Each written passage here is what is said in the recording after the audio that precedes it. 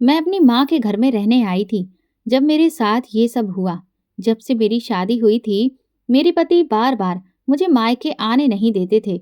जब भी मैं मायके जाने का कहती थी, बाबर मना कर देते थे।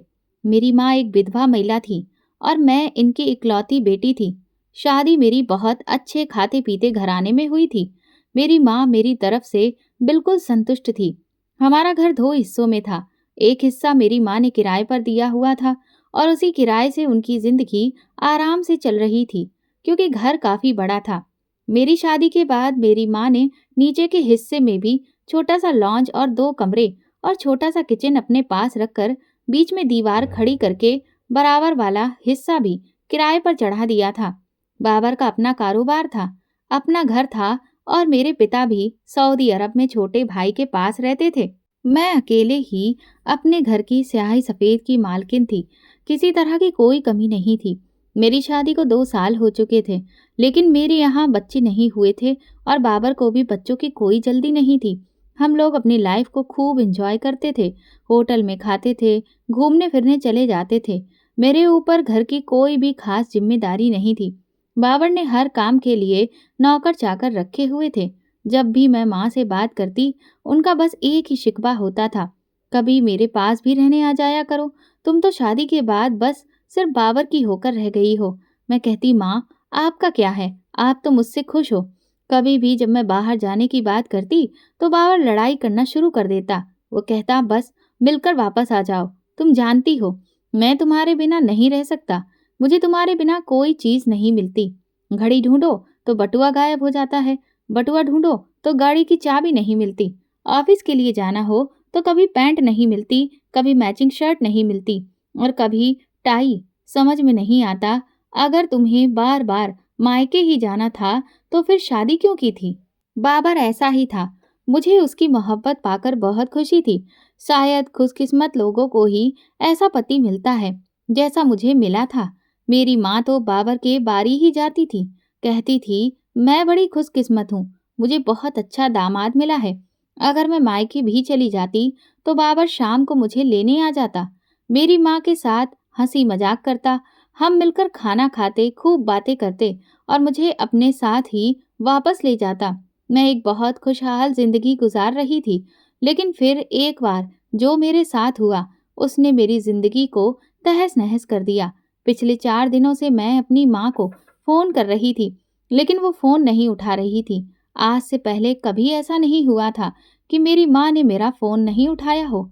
अगर कभी वो व्यस्त भी होती थी तो कुछ देर बाद मुझे कॉल बैक कर लिया करती थी, बता देती थी कि वो काम में लगी हुई थी, इसीलिए फोन नहीं उठा सकी। लेकिन पिछले 4 दिनों से ना तो कोई कॉल बैक आई थी। मुझे परेशान देखकर बाबर पूछने लगे, क्या हुआ है। मैंने कहा, माँ फोन नहीं उठा रही, मुझे बहुत चिंता हो रही है। उन्होंने अपने फोन से भी मेरी माँ को कॉल की, लेकिन किसी ने फोन नहीं उठाया। रात के 12 बजे मेरे नंबर पर किराएदार की कॉल आई। कोई नौजवान था, कहने लगा, जूबिया बात कर रही हैं। मैंने कहा, जी हाँ, मैं जूबिया बात कर रही हूँ, आप कौन हैं। उसने कहा, मैं आपके पड़ोस में किराएदार हूँ, वो बराबरी वाले घर में आपकी माँ रहती हैं। उनकी तबीयत बहुत ज्यादा खराब हो गई थी, इसलिए मैं उन्हें अस्पताल लेकर आया था। वो बेहोशी के आलम में बार बार आपको पुकार रही हैं। ये सुनते ही मेरे होश उड़ गए। बाबर मेरे पास ही सो रहे थे और अपनी माँ के बारे में ऐसी खबर सुनकर तो मैं तड़प कर रह गई। मैंने कहा, क्या हुआ मेरी माँ को, वो किस अस्पताल में है। मेरे इस तरह चिल्लाकर पूछने पर बाबर की भी आंखें खुल गईं और वो भी उठकर बैठ गए। मैं रोने लगी। बाबर ने मुझसे फोन पकड़ लिया और उस नौजवान से पूछने लगे। वो बहुत परेशान थे। मैंने कहा, बाबर मुझे अभी अपनी माँ के पास जाना है। मैं रोई जा रही थी। मेरे पास तो एक माँ का ही रिश्ता बचा था, ना कोई बहन भाई थे, ना मेरे पिता थे। मैं रो रो कर बहुत बुरी हालत में थी। बाबर मुझे कहने लगे, तुम फौरन से तैयार हो जाओ, मैं तुम्हें अभी अस्पताल ले चलता हूँ। वो खुद भी परेशान थे। मैं अस्पताल गई तो एक नौजवान वहां मौजूद था, जो मेरी माँ के लिए भाग दौड़ कर रहा था। कभी दवाई लेने जा रहा था, कभी डॉक्टर से बात कर रहा था और मेरी माँ की तबीयत के बारे में पूछ रहा था। जब मैं वहां पहुंची तो बाबर उससे पूछने लगे कि आखिर मेरी माँ को क्या हुआ था, क्योंकि मैं तो रोए जा रही थी, मुझसे तो बात नहीं हो पा रही थी।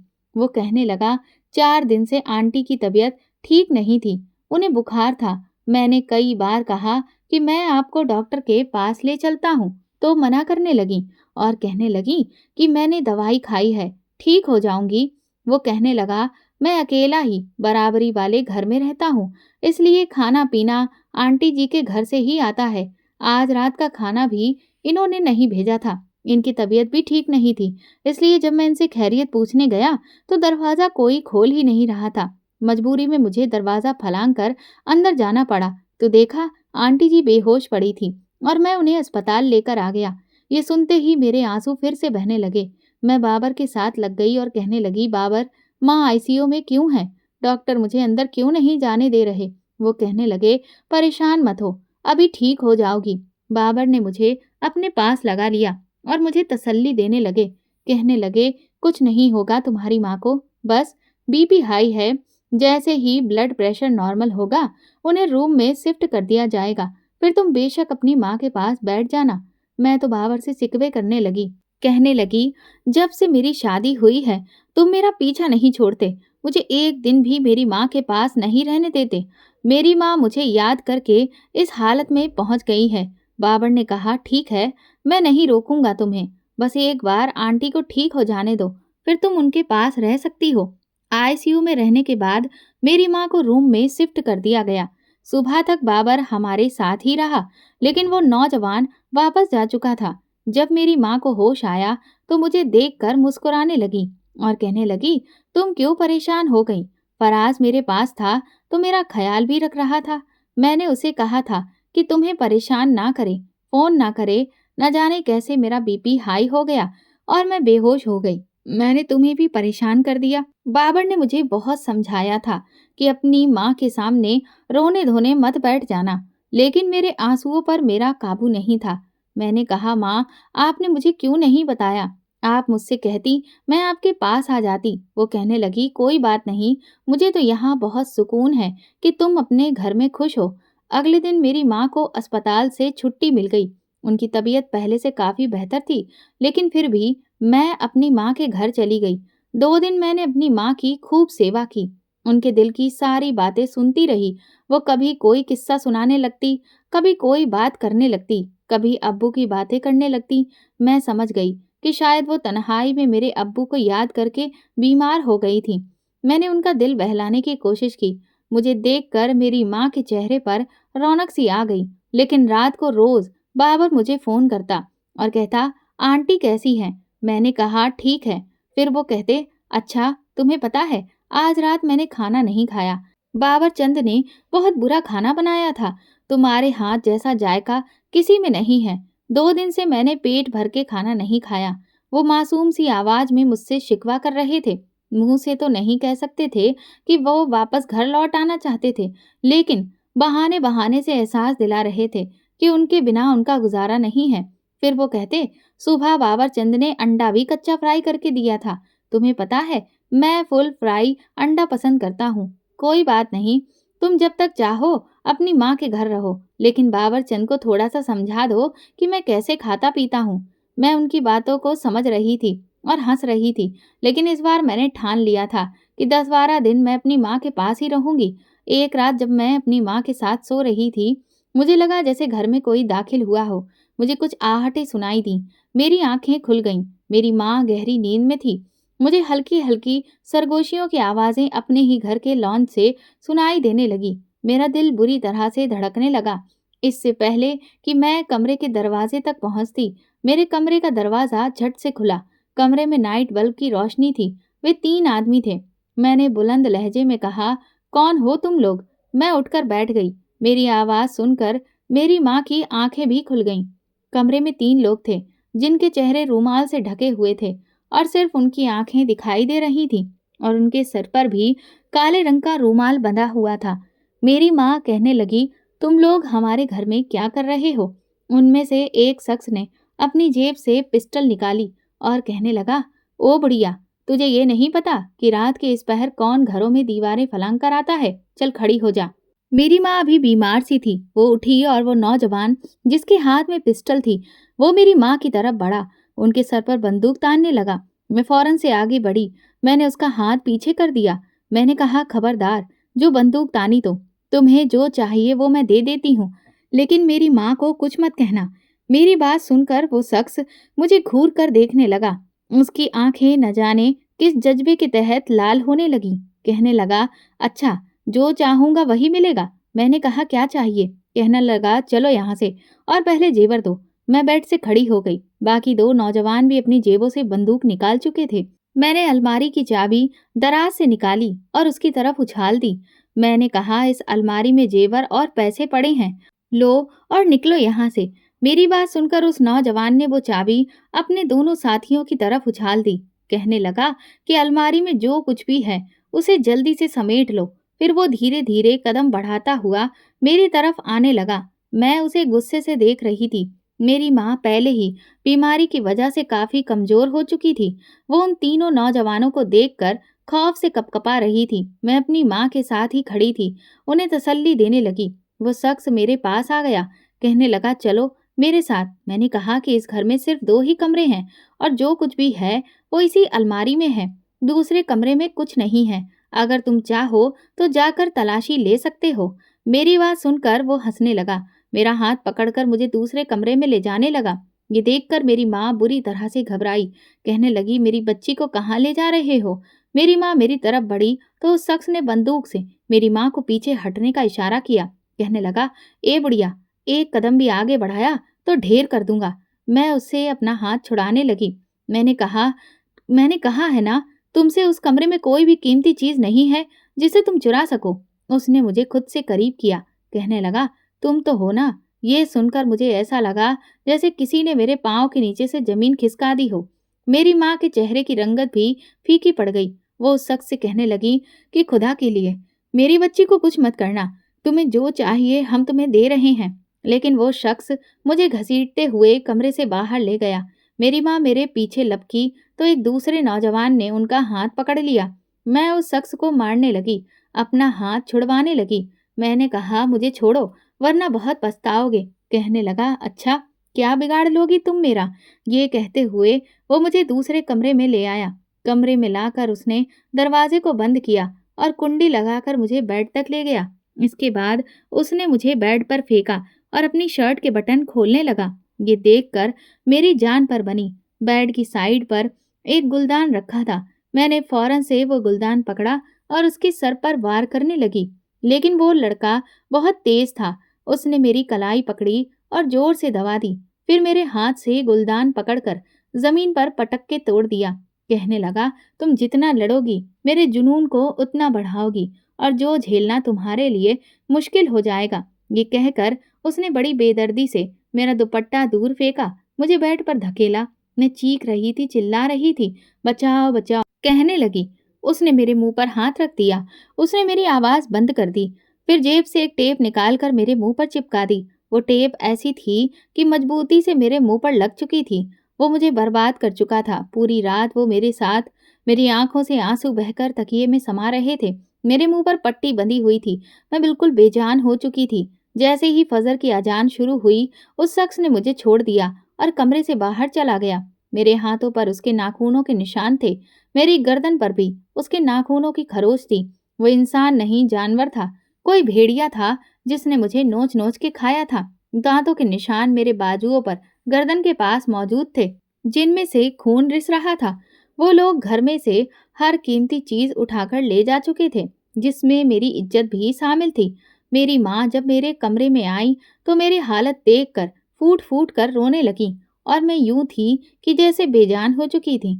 बस मेरी आंखों से आंसू बहे जा रहे थे। मेरी माँ ने मेरे मुंह से टेप उतारी, फिर हाथ पकड़ा, मुझे उठाने की कोशिश करने लगी।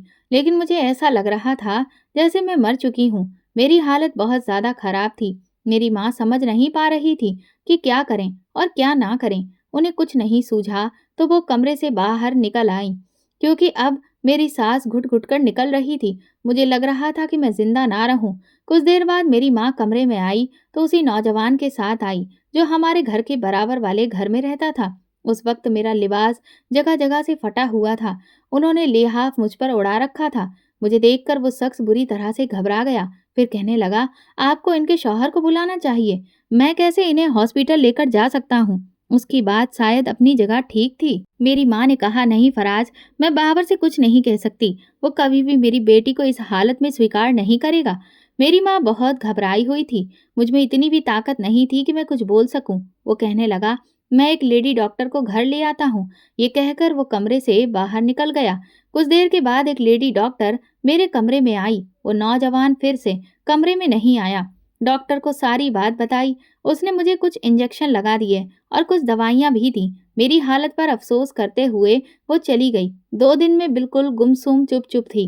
जबरदस्ती मेरी माँ मुझे कभी दूध का गिलास पिलाती, कभी ताजे जूस का गिलास देती। मेरी आंखों से आंसू ही बह रहे थे। कहने लगी, ये एक हादसा था, इसे भूल जाओ। लेकिन कुछ हादसे ऐसे होते हैं कि इंसान उन्हें कभी भूल ही नहीं पाता। रात को डर के मारे मैं चिल्लाने लगती थी। मुझे लगता था कि मैं मानसिक रूप से पागल हो चुकी हूँ। मुझे उस आदमी द्वारा दी गई तकलीफ अपने शरीर में महसूस होती थी और फिर उसकी सांसों की आवाज़ें मेरे कानों में गूंजने लगती थीं। जो दर्द मैं महसूस कर रही थी, उसे शब्दों में बयान नहीं कर सकती। मेरी माँ मुझे बार बार समझाती थी कि खुद को मजबूत करो, कहीं बाबर को शक ना हो जाए। मैंने कहा, अम्मा, वो ऐसा नहीं है। वो मुझसे बहुत प्यार करता है। वो मुझे कभी नहीं छोड़ेगा। ये एक हादसा था। इसमें मेरा कोई कसूर नहीं है। ना ही वो किसी घटिया आदमी में से है। उसने मुझसे बहुत प्यार किया है। वो मेरे बिना नहीं रह सकता, इसलिए मेरी तकलीफ को समझेगा। 2 दिन बाद वो मुझे लेने के लिए आया तो मुझे देखकर कहने लगा, तुम्हें क्या हुआ है? तुम्हारे चेहरे का रंग पीला क्यों पड़ गया? इससे पहले कि मैं कुछ कहती, मेरी माँ कहने लगी, इसे बुखार हो गया था। मेरी माँ ने इशारों में बात टाल दी। मुझे भी चुप रहने के लिए कह रही थी, लेकिन मुझे अपने शौहर की मोहब्बत पर पूरा यकीन था। मैं बाबर के साथ घर वापस आ गई। वो मुझे चुप देखकर कहने लगा, कम ऑन जूबिया, तुम इतनी चुप क्यों हो? पहले तो तुम बहुत बोलती थी। पहले 4 दिन मैंने बड़ी मुश्किल से काटे हैं। घर में इतनी खामोशी थी कि मुझे लगा था तुम घर में आओगी तो तुम्हारी बातें शुरू हो जाएंगी। तुम्हारे पास ढेर सारी बातें होंगी और मैं खामोशी से सुनूंगा। लेकिन तुम तो एकदम चुप हो, चुप का लड्डू मुंह में डालकर बैठी हो। बताओ ना, तुम्हारे मोहल्ले में क्या हुआ? वो मुझसे बातें कर रहा था, क्योंकि जब भी मैं अपनी माँ के घर से वापस आती, उनके पूरे मोहल्ले की खबरें लाती थी। अम्मा मुझे सबकी बातें बताती रहती थी और वही बातें मैं घर आकर बाबर को बताती थी। मुझे आदत ही नहीं थी उससे कुछ भी छुपाने की, लेकिन जब मेरी चुप्पी कायम रही तो वो मेरे करीब आने लगा।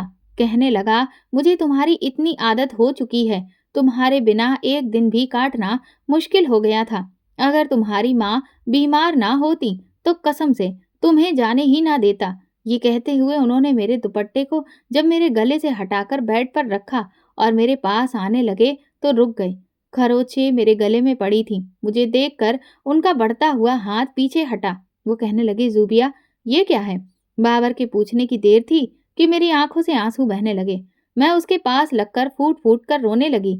वो परेशान हो गया।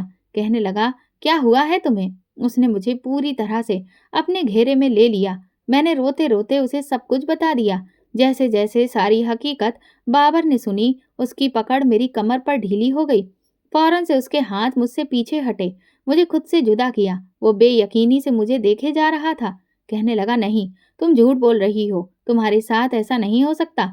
तुम सिर्फ मेरी हो। मैं रोए जा रही थी, लेकिन मेरी गर्दन के पास दांतों के निशान देखकर उसने मुझे दूर झटका। वो फौरन बेड से खड़ा हो गया। अजीब कश्मकश का शिकार था। कहने लगा, जूबिया, मैं ये बर्दाश्त कर ही नहीं सकता कि तुम मेरे अलावा किसी ने तुम्हें नहीं छुआ। तुम जानती हो ना मेरी मोहब्बत को, मेरी आदत को। तुम जानती हो ना कि मैं इस्तेमाल शुदा चीज़ कभी भी अपने इस्तेमाल में नहीं रखता। ये सुनकर मैंने हैरत से उसे देखा। मैंने कहा, बाबर, ये एक हादसा था, इसमें मेरा कोई कसूर नहीं है। वो मेरे पास आया, अपने हाथ से मेरे चेहरे को पकड़ा। कहने लगा, तुम्हारा कसूर था जूबिया। तुम यहाँ से गई क्यों थी? कहने लगा, मैं तुम्हारे साथ एक रात भी नहीं गुजार सकता। मैं रोने लगी। उसकी मिन्नतें करने लगी कि मेरा कोई कसूर नहीं है। तुम मुझे क्यों सजा दे रहे हो? मुझे तो तुम्हारी मोहब्बत पर पूरा यकीन था कि तुम कभी मुझे नहीं छोड़ोगे, मेरी तकलीफ को समझोगे। लेकिन वो कहने लगा, नहीं, मैं इतना बेज़र्फ नहीं हूँ। वो कुछ भी बोले बिना मुझे कमरे में छोड़कर चला गया और दूसरे कमरे में जाकर सो गया। मुझे पूरी रात नींद नहीं आई। सुबह जब मैं कमरे से बाहर आई, लॉन्च के सोफे पर वो अपना सिर पकड़कर बैठा था। मैं उसके पास बैठ गई, लेकिन जैसे ही उसके पास बैठी, वो पीछे हट गया, जैसे मैं कोई गंदी चीज हूँ या बहुत बुरी हूँ। कहने लगा, अपनी माँ के घर वापस चली जाओ, मैं तुम्हें अपने घर में बर्दाश्त नहीं कर सकता। मैंने कहा, बाबर, मेरा क्या कसूर है? कहने लगा, मेरा क्या कसूर है? मैं कभी भी इस तकलीफ को नहीं सह पाऊंगा कि मेरी बीवी के साथ किसी ने वक्त बिताया है, उसे इस्तेमाल किया है। मैं तुम्हें छू भी नहीं सकता। बेहतर है कि मुझे किसी भी आजमाइश में मत डालो। वो बहुत गुस्से में भी था, मेरी बात भी नहीं सुन रहा था। मैं वापस अपनी माँ के घर आ गई। मुझे लगा कि शायद मैं घर पर नहीं होंगी तो उसे मेरी कमी महसूस होगी, तो उसे एहसास हो जाएगा। लेकिन दूसरे ही दिन उसने मुझे तलाक दे दिया। मैं रो रही थी और फिर मेरी माँ फिर से बीमार हो गई। वो कहने लगी, मैंने तुम्हें कहा था कि कभी भी बाबर को सच मत बताना। पति कभी भी ऐसी बातें बर्दाश्त नहीं करता, ना ही अपनी बीवी के ऐसे हादसे को कबूल करता है। मैं जितना भी रो रही थी, उतना ही कम था। मेरा विश्वास टूट चुका था। मैं उस वक्त परेशान रहने लगी थी। मेरी माँ भी बीमार थी और ऐसे में फराज था, जो मेरी माँ का ख्याल रखता था। उसका घर पर आना जाना भी लगा रहता था। जैसे ही मेरी इद्दत पूरी हुई, मेरी माँ मुझसे कहने लगी कि मैं फराज से निकाह कर लूं। ये सुनकर मैंने अपनी माँ को हैरानी से देखा और कहा, अम्मा, ऐसा क्यों करूं? मैं बाबर के अलावा किसी के बारे में सोच भी नहीं सकती, और जो कुछ बाबर ने मेरे साथ किया है, मेरा तो विश्वास ही टूट गया है। बिना कसूर के उसने मुझे सजा दी। जब मेरे शौहर ने मुझे कबूल नहीं किया, तो वो अनजान शख्स क्यों मुझे कबूल करेगा? ये सुनकर मेरी माँ कहने लगी, उसने खुद कहा है कि वो तुमसे निकाह करना चाहता है, क्योंकि तुम्हारा कसूर नहीं था, और वो कभी तुम्हें इस बात का ताना नहीं देगा। मैं बीमार हो रही हूँ बेटा, मेरी जिंदगी का कोई भरोसा नहीं है। मैं नहीं चाहती कि तुम्हें बेसहारा छोड़कर इस दुनिया से चली जाऊं। वो मेरे सामने हाथ जोड़ने लगी और रोने लगी। मैं शादी नहीं करना चाहती थी। मैं बहुत बुरी तरह से टूटी हुई थी। माँ के कहने पर मैं इनकार नहीं कर सकती। बड़ी सादगी से मेरा निकाह फराज से हुआ। मैं बड़ी खामोशी से उसके घर में बैठी थी। मैं अब तक ये नहीं समझ पा रही थी कि उस शख्स ने मुझे कबूल कैसे कर लिया। 2 साल की मेरी शादी थी। मेरा शौहर मुझे बेइंतहा चाहता था, लेकिन फिर भी उसने मुझे इस हादसे के बाद अपनाने से इनकार कर दिया था। ये शख्स मुझे जानता तक नहीं था। मेरी इस कड़वी हकीकत के साथ मुझे कैसे कबूल कर सकता है? मेरी माँ ने उसके सामने मिन्नतें की होंगी कि मुझे अपना ले, और वो हमारे घर का किराएदार है, इसीलिए मजबूर हो गया होगा। जैसे ही कमरे का दरवाजा खुला, मेरा दिल किसी ने मुट्ठी में ले लिया। एक औरत के लिए शायद ऐसी तकलीफें नाकाबिले बर्दाश्त होती हैं। कोई भी औरत ये नहीं चाहती कि उसकी जिंदगी में उसके शौहर के अलावा कोई दूसरा शख्स आए, और फिर इस हादसे ने तो जैसे मेरे आसपास और भी दिमाग पर बहुत बुरा असर डाला था। उसके बाद किसी दूसरे मर्द को अपनाना मेरे लिए बहुत मुश्किल हो रहा था। मैंने एक नज़र उसकी तरफ देखा तो उसके चेहरे पर इस कदर खुशी थी कि छुपाए नहीं छुप रही थी। मैं उसकी इस खुशी पर हैरान थी। वो मेरे पास आकर बैठ गया, मुझे बड़े गौर से देख रहा था, और मैं यूं थी जैसे नजरें चुराने की कोशिश कर रही थी। ये मजबूत रिश्ता था उससे। उसने मेरे दोनों हाथ थाम लिए और कहने लगा, मैं तुम्हें कभी भी कोई ताना नहीं दूंगा। जो हो गया उसे भूल जाओ। मैंने कहा, मैं ये शादी करने के लिए तैयार नहीं थी। मेरे साथ जो हुआ उसे भूलना मेरे लिए आसान नहीं है। मुझे कुछ वक्त चाहिए। मेरा ये कहना था कि वो कहने लगा, नहीं, इस वक्त मैं वक्त नहीं दे सकता। ये कहकर वो मेरे करीब होने लगा। उसकी आंखों में एक अजीब सी शिद्दत थी, और उसके हर अंदाज में मुझे बहुत घबराहट सी महसूस हो रही थी। मैंने 2-4 बार उसे अपने शब्दों में तकलीफ जताई थी कि मैं अभी ऐसा कुछ नहीं चाहती। मैं मानसिक और शारीरिक रूप से तैयार नहीं हूँ, लेकिन वो बार बार यही कह रहा था कि नहीं, मैं तुम्हें वक्त नहीं दे सकता।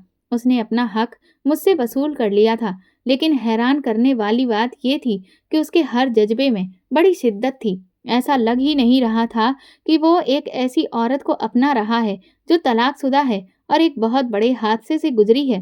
वो मेरी तारीफ कर रहा था जैसे मेरी पहली शादी हो। इससे पहले वो मुझे बहुत अच्छे तरीके से जानता हो। मैं बड़ी उलझन का शिकार हो गई।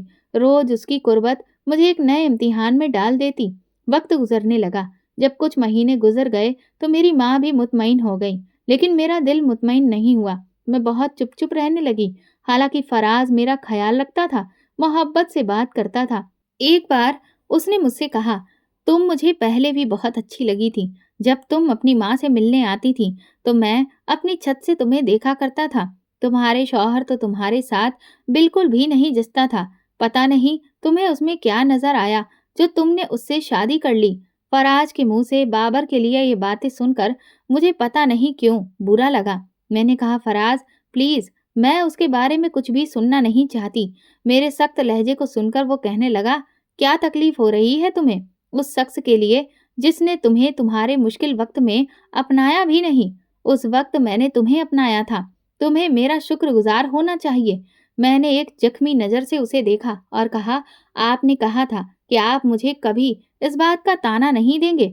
अगर ऐसा ही करना था तो बेशक आप मुझे नहीं अपनाते।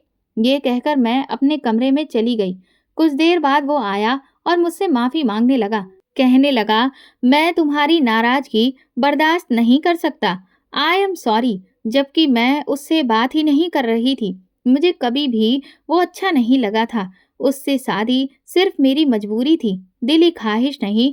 लेकिन मेरे खामोश रहने पर वो कहने लगा, बात क्यों नहीं कर रही मुझसे? क्या तुम मुझसे नाराज हो? मुझसे नाराज मत हुआ करो, मुझसे बात करो। मैं तुम्हारी नाराजगी नहीं सह सकता। एक अजीब सा जुनून उस पर सवार होने लगा। बार बार वो दोनों हाथ पकड़कर मुझे चूमने लगा और कहने लगा, नाराज मत हो, मुझसे दूर मत होना। मैं बहुत मोहब्बत करता हूँ तुमसे। तुम नहीं जानती तुम्हें पाने के लिए मैंने क्या कुछ नहीं किया था। उसकी ये बात सुनकर तो मेरा दिल धक से रह गया। फिर वो कहने लगा, पिछले 2 साल से मैंने तुम्हें बहुत चाहा है, जुनून की हद तक चाहता हूँ तुम्हें। इसलिए मुझसे बात करो, मुझसे नाराज मत हो। ये मेरे लिए एक बहुत बड़ा खुलासा था। वो शख्स मुझसे मोहब्बत करता था। मुझे याद आने लगा कि मेरी शादी के फौरन बाद ही मेरी माँ ने घर में दीवार करवाकर बराबर वाले घर में फराज को किराए पर दे दिया था। शादी के बाद जब मैं बाबर के साथ माँ के घर आती थी तो शाम तक रुकती थी। हम लोग हंसते थे, बातें करते थे, खाना भी साथ ही खाते थे। वो शायद अपनी छत से मुझे देखता रहता था। मैंने इस बात को ज्यादा गंभीरता से नहीं लिया। लेकिन एक बार जब मैं अपने कमरे में सो रही थी तो रात के 3 बजे फराज के फोन पर बेल बजी। वो गहरी नींद में सो रहा था तो मैंने फोन उठा लिया। वो शायद उसके किसी दोस्त का फोन था। इससे पहले कि मैं जी या हेलो कहती और ये बताती कि फराज सो रहा है, वो कहने लगा, रात का क्या प्रोग्राम है? तुमने तो जब से अपनी मोहब्बत को पाया है हमें तो बिल्कुल भूल ही गए हो। देखो, इस तरह घर नहीं चलेगा। पिछले 4 महीनों से तुमने हमारे साथ मिलकर एक भी डाका नहीं मारा। कहने लगा, तुम्हारे कहने पर हमने तुम्हारे पड़ोस में डाका डाला। तुम्हें उस लड़की से मोहब्बत थी, इसलिए तुमने उसे बर्बाद किया ताकि उसका पति उसे छोड़ दे और तुम उससे शादी कर लो। अब तुम्हारा मकसद तो पूरा हो गया, तो तुमने तो हमें मुंह ही नहीं लगाया। देखो, अगर कल सुबह तुम हमसे नहीं मिले और तुमने हमारी बात नहीं मानी तो हम सारा सच उस औरत को और उसकी बेटी को बता देंगे जो अब तुम्हारी पत्नी है। ये सुनकर तो मेरे हाथ से फोन छूटते छूटते बचा। तो वो फराज था जिसने मुझे बर्बाद किया था। मैं सोच भी नहीं सकती थी कि उस शख्स ने ऐसा घिनौना खेल खेला है, मुझे बर्बाद करके रख दिया। मैंने फोन बंद कर दिया। मैं सारी सच्चाई जान चुकी थी। सुबह उठते ही मैं पुलिस स्टेशन चली गई और सारी हकीकत पुलिस इंस्पेक्टर को बता दी। फराज के खिलाफ एफआईआर करवाई। कुछ देर बाद ही पुलिस की गाड़ी मेरे साथ घर ले आई। उन्होंने मेरे सामने फराज को गिरफ्तार कर लिया। वो मुझे हैरान होकर देख रहा था और कह रहा था, ये तुम क्या कर रही हो मेरे साथ? मैंने कहा, मैं सब कुछ जान चुकी हूँ। पुलिस के सामने उसने अपना हर जुर्म कबूल कर लिया। मेरी माँ मुझसे कहने लगी, उसे माफ कर दो, तुम कैसे जिंदगी गुजारोगी? मैंने कहा कि मैंने आपके कहने पर इस शख्स से शादी की थी। मेरे दिल में इसके लिए कोई भी जगह नहीं थी। मैं ऐसे भी जिंदगी गुजार सकती हूँ। सिर्फ आपके आंसुओं ने मुझे मजबूर किया था। मैंने फराज से तलाक ले लिया क्योंकि मैं एक ऐसे शख्स के साथ नहीं रह सकती थी। उसे सजा भी दिलवाई। अब मैं कॉलेज में लेक्चरार हूँ और अपनी जिंदगी के दिन गुजार रही हूँ। अफसोस मुझे बाबर पर भी है कि वो एक सतही सोच का मालिक निकला। मुझे सजा उस चीज की मिली जिसकी मैं हकदार ही नहीं थी। दोस्तों, अगर आपको हमारी कहानी पसंद आई है तो कमेंट करके ज़रूर बताएं और वीडियो को लाइक करके ज़्यादा से ज़्यादा शेयर करें। चैनल पर नए हैं तो सब्सक्राइब करें और हाँ, नोटिफिकेशन बेल को ज़रूर दबाएं ताकि अगली अपडेट सबसे पहले आपको मिले। धन्यवाद।